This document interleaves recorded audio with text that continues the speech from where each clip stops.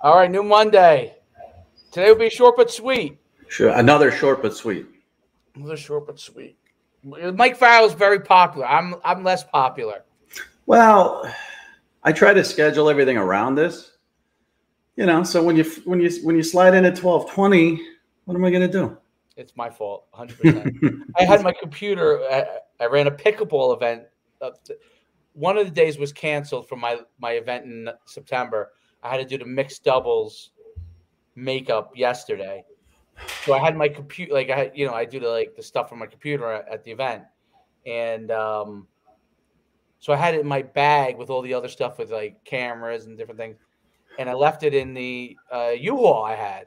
So I was like, I came down here and I'm like, all right, I'm getting set up. I have my lighting on, everything. And I'm like, oh, wait. I don't have my computer. I do everything on my laptop. So where's the U-Haul? Well, it's outside, but it's I had to take everything out because the backpack was, I had stereo equipment, I had tables, all this crap in there. So I just pulled everything out, which took me about 10 minutes. Big deal. Pickleball is a big deal, apparently. It's fun, dude. It's fun. I know. I got to get into it. It's just one of those things. Tom Brady just bought a pickleball team. It's going to be professional. It's going to be on TV more than ever. And, but anyways, so promotion wise, www.myfootballcamps.com/D1. Got some interesting news. We got a commitment. Carson Kruver. Yep. Is committed to Drake. And people will be like, well, that's not Alabama. No, it's not. Kids who commit to Alabama don't need promotion. What it is, it's about getting your education paid for, getting you to play college football at the college level, and then see where you go from there. And with the portal, it doesn't matter. Look at the kids from Incarnate Word. Cameron Ward, Bailey Zappi. Bailey Zappi is a starting quarterback in the NFL, started FCS. So, but the other exciting news, Gavin Marshallek got his first varsity. He led his first comeback in varsity. They played a team that wins the state championship all the time.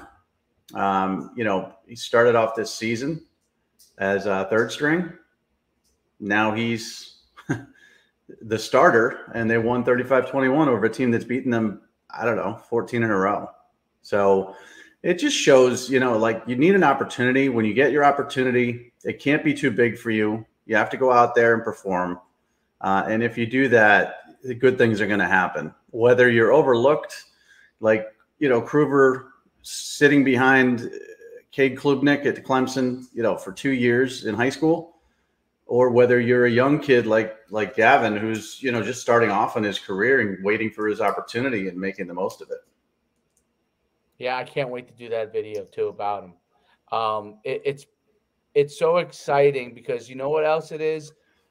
The kids that are in the 6-month program, they know as they do good things, they have someone that's going to then back up. It doesn't go into space. Let's put it like that. It's not a vacuum. It doesn't go into space, right? Like in the old days, and I'll go back to the old days because I think this was a big deal, much bigger than people realize.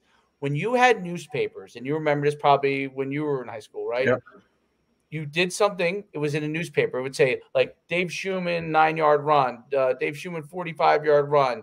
I went to Saddlebrook High School, and we were pretty good, but then my senior were terrible. But it would still say, okay, Saddlebrook lost 21-14. So-and-so from so-and-so did this, this, and this, and Dave Schuman rushed for 2 touchdowns and 120 yards.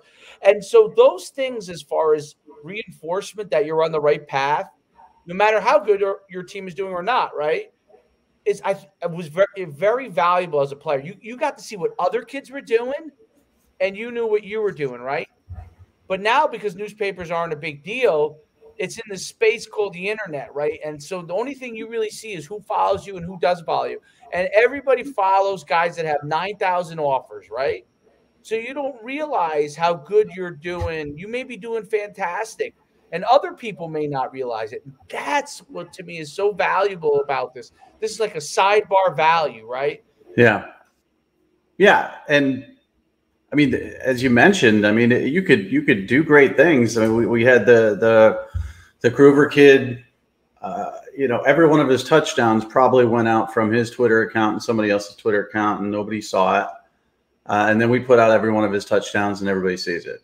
It's just the way it is. I just retweeted Marshall X, tweet, and we'll do a separate video on his success. And and it's funny too because Groover just lost 4 injured wide receivers, so he just had to run the ball a billion times. And it just shows his versatility. We have that video now. We're going to put that out. And it doesn't matter that he's already committed. I don't care. And you know what? And he lost. Now his coach is a friend of mine.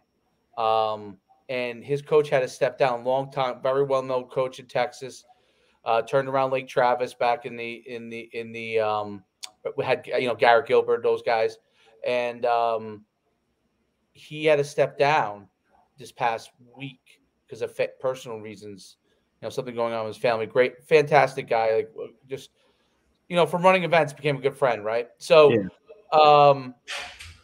So Groover's doing all this in really just spectacular fashion. That's why the kudos to him, but it was great. He got us at the right time. The summer, we were able to start putting stuff out with him, and normally 2023 would be difficult. Okay, but he got us. We got ahead of it. So as he started to strike gold with his play, we were able to be on top of it. And look at, I mean, to me, he lands at Drake. Like that's just fantastic because he may have landed nowhere with a scholarship, and that's the great part about it. He would landed somewhere because of his play, but landed at a place that's an FCS now because of the additional opportunity. Everything combined really helped him. Yeah. And as you mentioned, there's so many different circumstances, whether you're sitting behind somebody who's great or you're just starting off or you're third string or, I look at a journey of not just a quarterback, but any player. When you're looking at this past weekend, and we're going to sort of segue into this past weekend, but look at Hendon Hooker. Okay, so Hendon Hooker is a 3-star kid from North Carolina, committed to Virginia Tech, started off okay there and then regressed, had some physical issues, didn't feel he was supported by the Virginia Tech staff in a lot of things that he did, transfers to Tennessee, gets the right coach, and now he's a Heisman candidate. Now, this isn't a no-star kid with no offers. This is a 3-star kid, but his journey wasn't a straight line. It wasn't the way he planned it. And I don't think anything ever is. So when you look at some of these, I mean, the top 3 passers this past weekend in college football are all transfers, all of them. You're not going to have a linear path to success, unless you're Trevor Lawrence and you're that good. Even Justin Fields, who's not struggling with the Bears now because they have no talent, but, he had to transfer. So it's not where you start, it's where you finish. So if you can get, an FCS scholarship, or if you can get a low-level D1 scholarship, or you could get a Division II scholarship, whatever, it's what you do with it from that point. And that's really what it's about. We're not promising anything. We're not promising, anything over your head as far as your ability. We're just promising that you'll get looked at, and then it's up to you. I mean, I'm going to follow him, obviously. It's going to be interesting. I've never followed Drake football ever. I will now, and it'll be kind of interesting.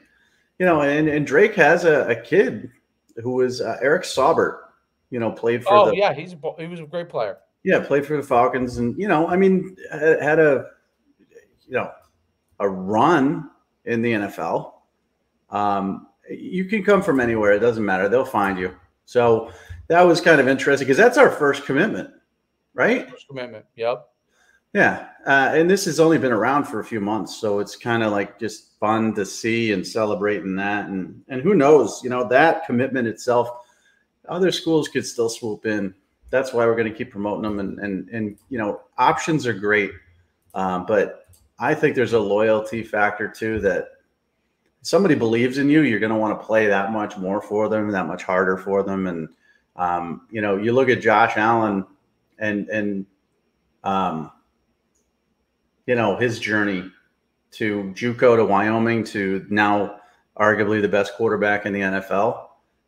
They were all people who believed in him that sent him on that journey, you know, and Justin Herbert sort of the same way. Now, you know, he went to Oregon, but he wasn't heavily recruited. Aaron Rodgers, you know, JUCO kid, nobody wanted, you know. It's just Russell Wilson, you know, recruited as a wide receiver, on and on and on. There's success stories. And honestly, if you don't have to overcome stuff, and Tom Brady's a great example of this, if you don't have to overcome stuff, you know, maybe you'd never be great. You know, he was a 6th-round pick. You know, you really need that sort of, you need the chance coupled with the intensity of being overlooked. And I think that's kind of the group of kids we've got. They're going to get a chance because of this program. And now they're just going to take it to wherever they take it. So, but speaking of that, I mean, you know, transfers and little known recruits, you know, Jalen Hyatt, the kid who caught 5 touchdown passes against Alabama, guess where he wanted to go to school? Clemson. Guess who didn't want him? Clemson. He's from South Carolina, and he ended up at Tennessee. And now he had one of the most historic games in the history of college football against Alabama, where they gave up more than 50 points for the first time since 1907. And Tennessee broke a 15-game losing streak to Bama. So that was pretty exciting this weekend. That game was amazing. Amazing game.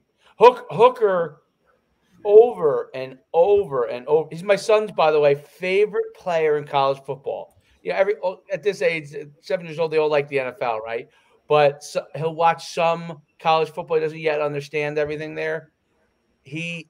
All he ever talks about, because Tennessee early in the season had I can't remember who it was again, but he had a great game against them. I think it was one of the early wins. They had a big win, and he played great. And we happened to be watching that game, and he goes, "That guy's awesome. He runs, he throws."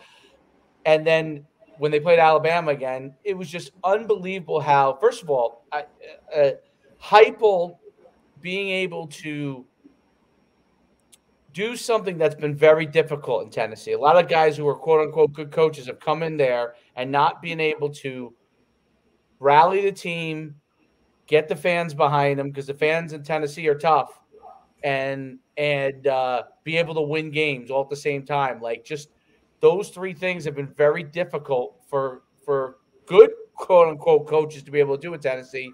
And he's done all 3 of those in a short time period with arguably not as highly rated players. He has a few, but not as highly rated players. And like, you feel that old mystique coming back with Tennessee watching it. Like, when Phil Fulmer's group was in their heyday with T. Martin and Peyton Manning and all those guys when they had good teams. But Heupel has something different about him, man, that he brings that Oklahoma offense where he was coached by, Leach. He melts a lot of different styles together, which I think is really, really impressive from an offensive standpoint. He obviously, I don't know his, what he was as far as SAT score, but he seems to be a fantastic football mind. Yeah. Yeah. And he wasn't really, when he was hired, Danny White came from UCF, became the new athletic director when Philip Fulmer, stepped down and all this stuff. He wasn't highly coveted or thought of at UCF because he was following Scott Frost, and Scott Frost won that mythical national title that year and all that stuff. So it wasn't even like he was, a guy that everybody's first choice. So it was similar to Butch Jones, similar to, Jeremy Pruitt. So it's a real surprise that he's been this good. His offenses were always good there, but to take it to this level in the SEC, to make Hooker a guy who, struggled at Virginia Tech off and on, to a 3-interception guy last season, to a guy who makes very few mistakes. He threw a pick this week, but just an unbelievable Heisman candidate. Just shows he knows quarterbacks, he knows offense. That offense, it's not complex. It's situational, it's matchup. And the stunning thing about it was that the defensive coordinator, his name's evading me at this point in time, for Alabama, didn't adjust properly. If I saw Jalen Hyatt on one more deep slant wide open, the safety play, the cornerback play, Golding, is it? Alabama, it's just not what you expect from Nick Saban at all. Yeah, the defensive, is it Golding that's the defensive coordinator? Yeah. Pete Golding. That. It definitely is not. And Tennessee uses space so well. They do a great job using space. The quarterback has an understanding of he has within that offense has a really good understanding of when to take off and when to try to make a play. Which is like he doesn't always just take off. Like he really tries to make a play. Just like Bryce Young, man. Yeah. These guys have the ability to keep their eyes downfield while scrambling, which is very, very hard to do and teach. Very, very hard. And they have a nice feel. They know when the escape moment is, right? Like he knows time to escape, but he's trying to find guys right up until that moment that it's time to escape. So when he does escape, he really, it looks like he really can run for acres because of it, but he has such good timing on it.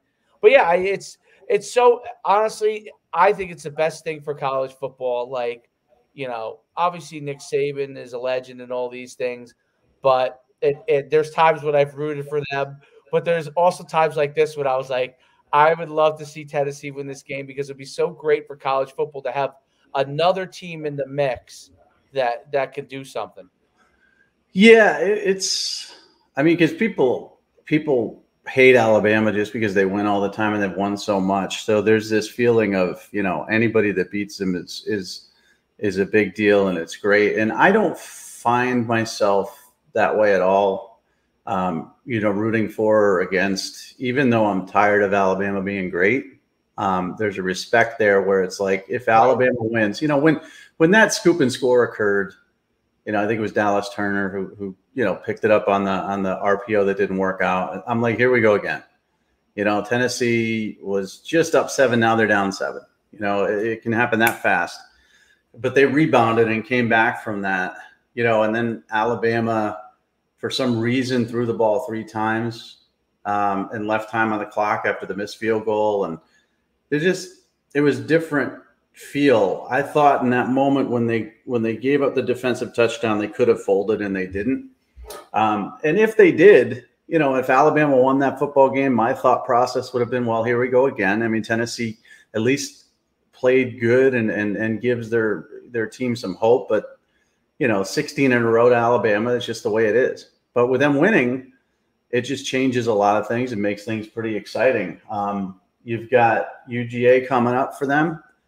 You might have a rematch if they beat UGA in the SEC championship game with Alabama. There's just going to be some fun football coming up.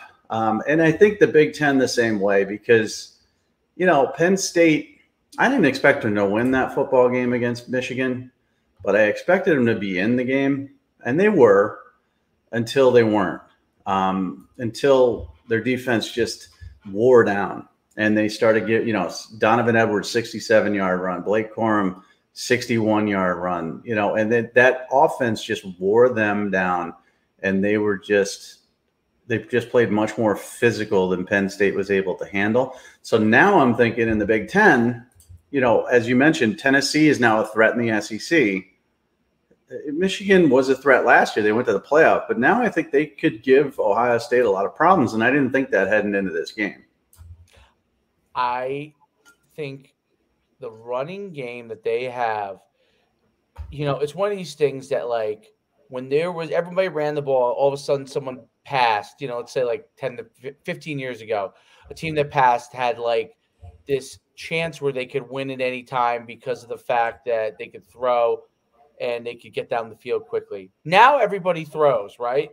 So a team who can run the ball effectively, it's almost like the reverse effect is that if you struggle passing wise, if they could do some stuff defensively and make a couple of plays here and there, and now they're running the ball and a Corum breaks off a 61-yard run, I would say there's nothing worse to a defense than when a team is running the ball on you and there is just nothing you can do about it. It's the most deflating thing because they're just wearing out, and then all of a sudden, one guy breaks off a run, another guy breaks off a run. Corum seems to always break the nail in the coffin runs off. Like he's great at that. Like when you start to wear down and you bring him, he comes in and puts that foot in the ground and goes north. And guys have been chasing people over and over again. They just either over pursue or under pursue, and he finds it, and he gets there. Yeah, and the schedule. Michigan State doesn't look that great. They beat Wisconsin. Nebraska's not good. Rutgers isn't good. Illinois is good this season, but do we really think they can handle Michigan's?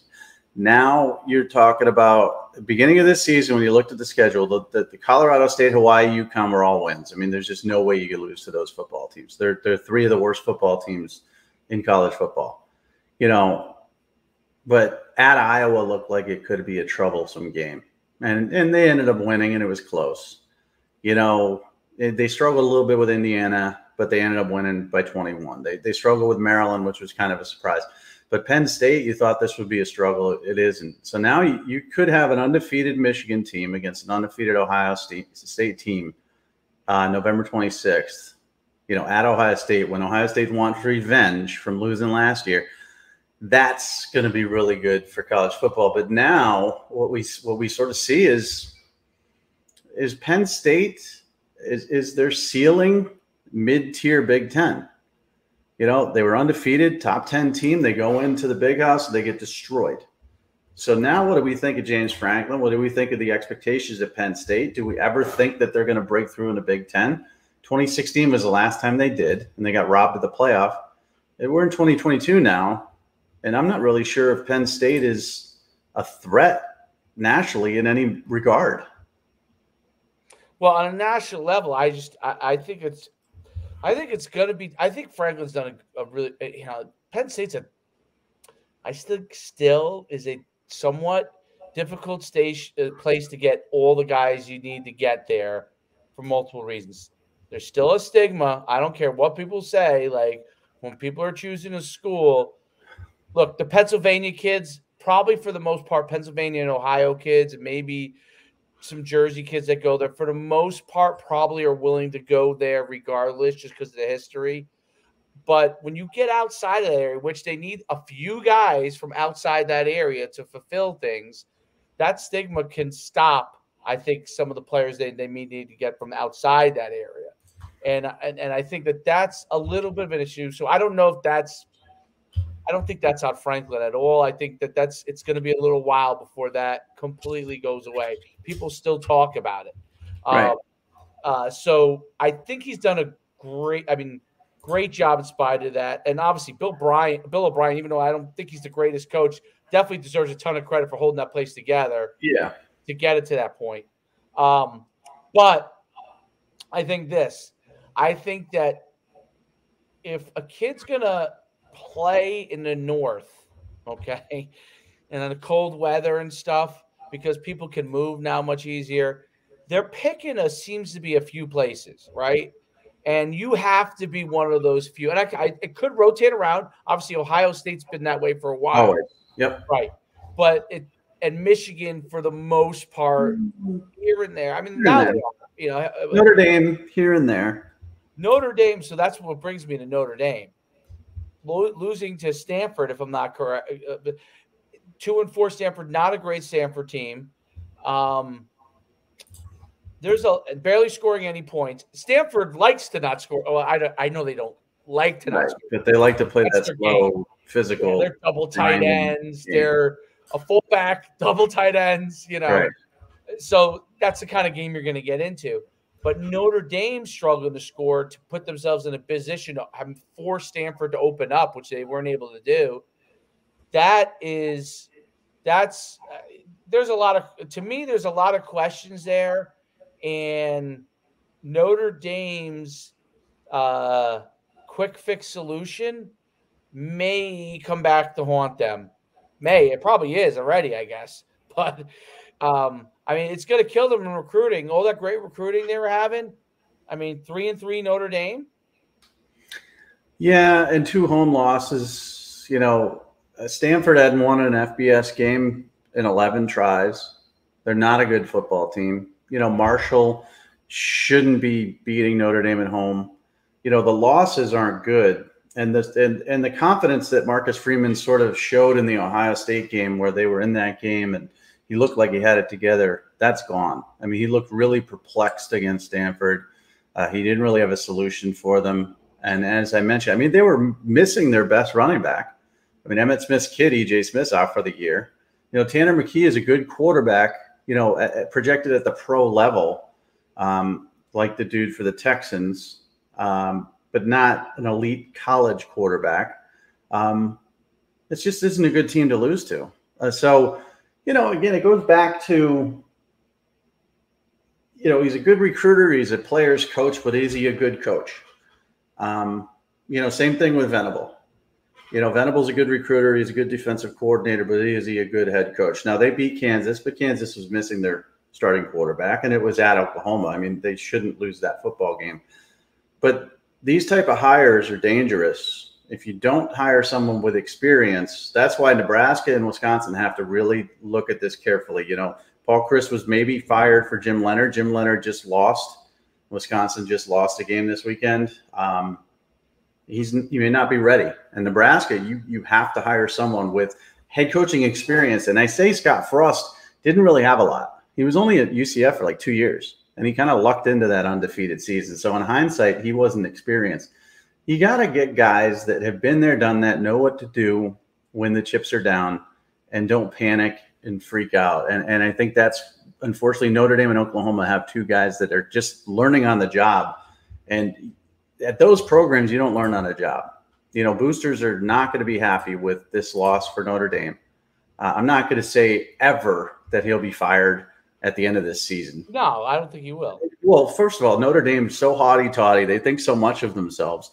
Imagine firing a coach after one season. No, they're going to ride this out, Ty Willingham style, Charlie Weiss style, long after it's clear that this isn't a fit. Even Bob Davies, dude. I remember when Bob Davies replaced Lou Holtz, right? They were Lou Holtz obviously won a national championship. Then all of a sudden they were mad at Lou Holtz because Lou Holtz wanted to keep getting players in, and they were like, oh, this book came out and all this stuff, and then all of a sudden they pump the brakes. Lou Holtz leaves. They get Bob Davies in, which was just one of the worst hires in the history of Notre Dame. Not even wins and losses. I mean, that was not that great. But like for the culture of Notre Dame football program, it set them back, which led to a litany of other decisions that were bad post Bob Davie. And I worry that after Brian Kelly, it seems a lot similar to he's kind of like Lou Holtz is more personable than Brian Kelly, but it's the same thing. Won a bunch of games, put them in a great position, and then all of a sudden people aren't happy about out of nowhere they're not happy about it. Oh, we don't want Brian Kelly, who's probably has a 90% winning percentage. Okay, we got to find somebody else, and he leaves us, right? I feel like if Brian Kelly thought that he was adequately supported in the long run there from the fan base, just like I think Lou Holtz got into that situation, they would have stayed there as long as they possibly could and had a chance to win a national championship if they were given the things they needed, right? But they got to a point. Lou Holtz got to that point. Brian Kelly got to the point where he was just like, enough.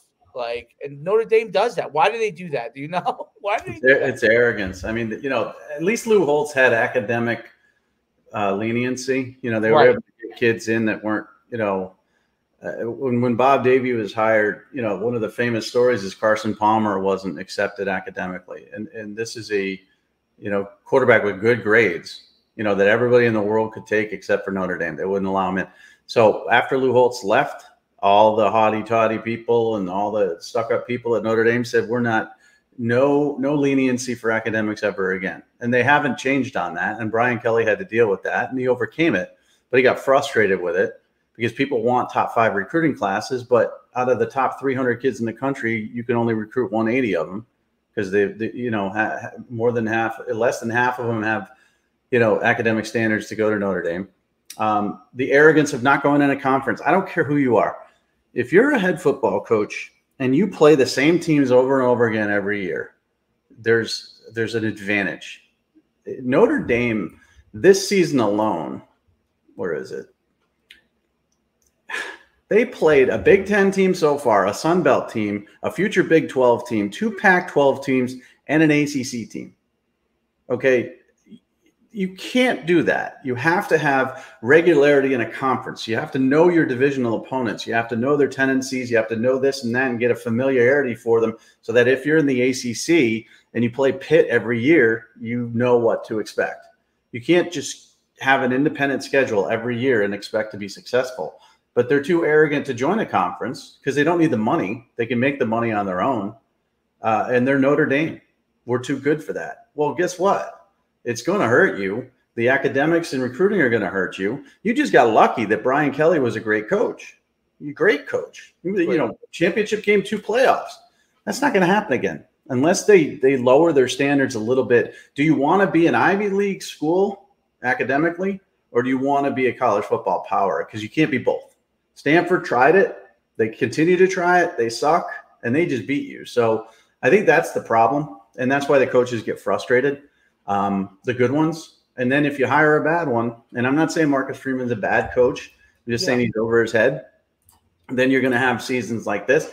Then all those rich boosters that are all the ones that are clamoring for you to have these academic standards of Notre Dame, and it's a 40-year decision instead of a 4-year decision, all that garbage that they put out there because they have a Notre Dame degree and they think they're super smart, they get upset.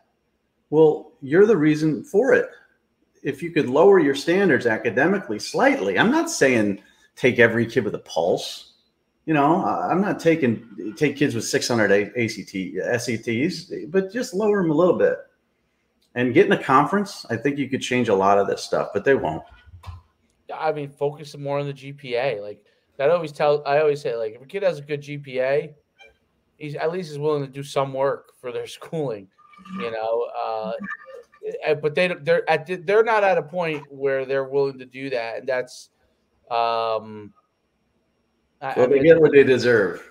Yeah, it's going to be, and you know, I think this whole like good riddance, this coach leaves, he wasn't that good anyway. No, I think your assessment should be this guy was great.